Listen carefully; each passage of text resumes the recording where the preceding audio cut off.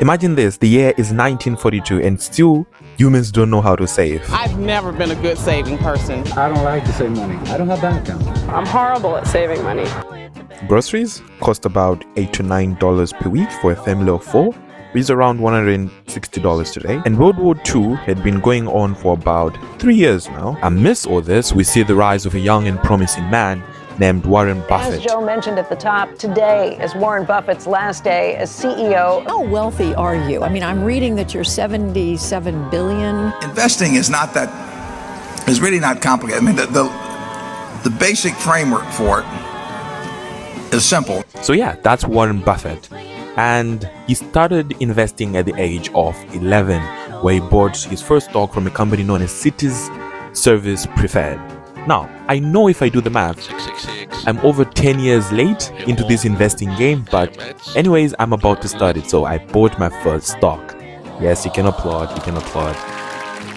But you might be wondering, wait a minute, what is a stock? And I'm gonna get to that in a minute. Before we continue, yes, I'm wearing a suit. And, I thought this video is going to be serious, right? So I was like to myself, I'm going to be talking about investing. I'm going to be talking about money. I might as well wear a suit. So that's what I decided. I want to look like an actual finance bro. We have seen a rise in finance bros in the last few years. The finance bro has always been seen as the neoliberal subject, the algorithm as personality type, a high-end product of free market capitalism.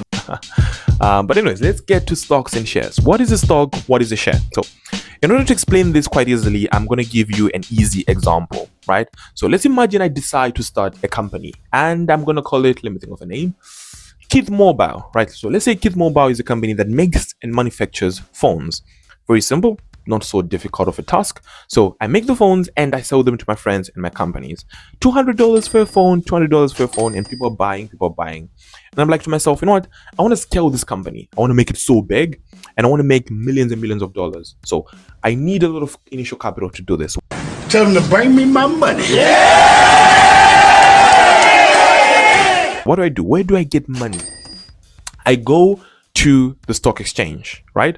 So the stock market is basically a collection of buyers and sellers who are willing to buy stocks or shares. So I go there and I'm like, look, I own 100% of Kith Mobile, right? I want to make millions of dollars. What do I do? They're like, okay, give us 50% of Kith Mobile. We'll split it into 1 million shares. So if a person buys 100,000 shares, they basically own 10% of your company.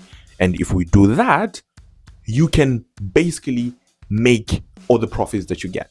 Okay, so I'm like, fine.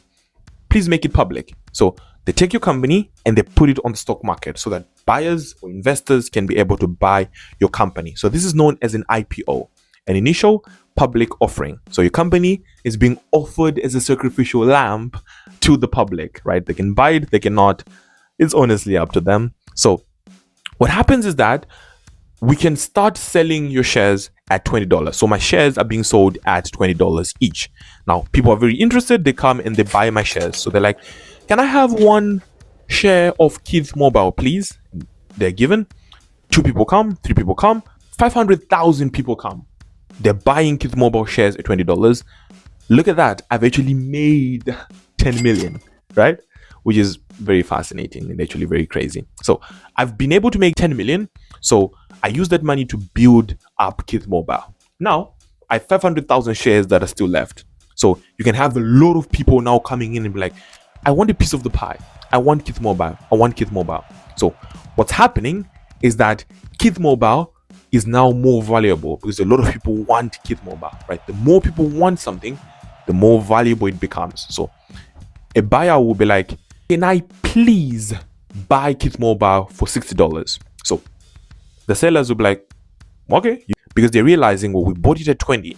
If we sell it at 60, I've made $40 profit. So you now have a situation where people want to sell their stocks and people want to buy their stocks either for the first time or they want to buy it from people who are willing to sell.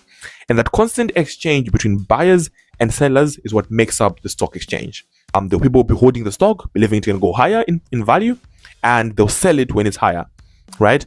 And then they'll buy it when it's low, sell it when it's higher. Another important thing that I didn't know was ETFs, right? I didn't know what an ETF was. So if you don't know what an ETF is, an ETF is basically known as an exchange trade fund. Instead of me cherry picking the stocks that I want, I can go to funds, which basically refers to large sums of money that is invested across different companies, right? Basically, people sit and they cherry pick different stocks that they think will do well. They bundle them up together, and all you're doing is you're giving them money and getting ownership over a lot of stocks. It can be 50 stocks, it can be 100 stocks, all bundled up together. So the moment I realized all of this was happening behind the scenes, I was mind blown, right? I was like, wait, what? This is possible? And this happens every single day. I was mind blown. So I decided to join in on the fun. I started last week. That's where I bought my first stock. It was fascinating. The feeling was surreal, and I really, really enjoyed it. So I've been quite excited, and I've realized that I'm going to be here in Oxford for the next 4 years, starting to do stocks or starting investing is really, really good for me because I have 4 years and I can see the effects of compounding interest. Of course, with investing, there can always be potential upsides and potential downsides as well. But I'm just willing to explore. And please do remember, this is not financial advice at all. I'm not recommending you to try investing. If you do think of doing it, please do consult an appropriate financial advisor. But for me, I just want to try it out. And I'm going to make another video at the end of the year. My goal is effectively to show you guys how much progress I've made so that we can be able to track, what's happening together. So I want you to keep an eye out for that. As always, thank you guys for watching, and I'll see you guys next time. Maybe I might have made profit or lost everything. I don't know.